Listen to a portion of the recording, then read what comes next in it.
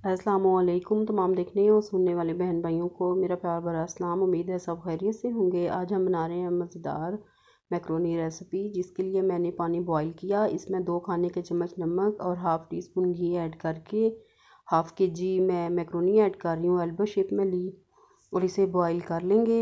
आपके पास जो macaroni available हो आप ऐड कर सकते हैं। जब मैक्रोनी बॉईल हो जाएगी तो हम मसाला तैयार करेंगे।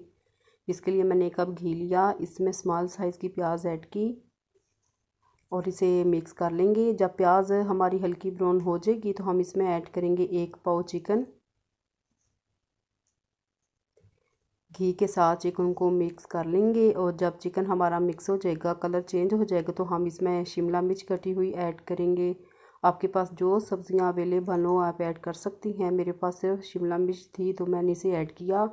इसके साथ हम ऐड करेंगे 2 मीडियम साइज़ के कटे हुए टमाटर और 2 खाने के चम्मच कटी हुई हरी मिर्च।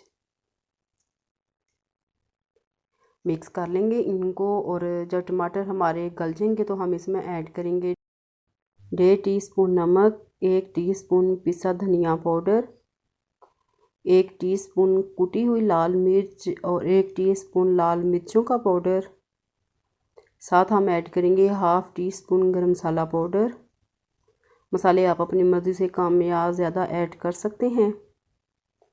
मिक्स कर लेंगे इनको ताकि तमाम मसाले हमारे चिकन के साथ अच्छी तरह पक जाए।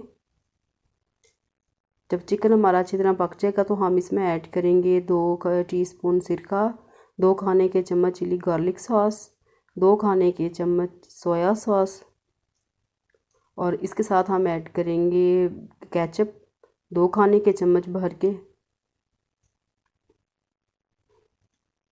केचप ऐड करने के साथ हम मिक्स कर लेंगे तमाम चीज़ों को और इसके साथ हम बॉईल की हुई मैक्रोनी ऐड करेंगे और मिक्स करेंगे इनको और मिक्स करके सर्व करेंगे मज़ेदार मैक्रोनी रेसिपी को।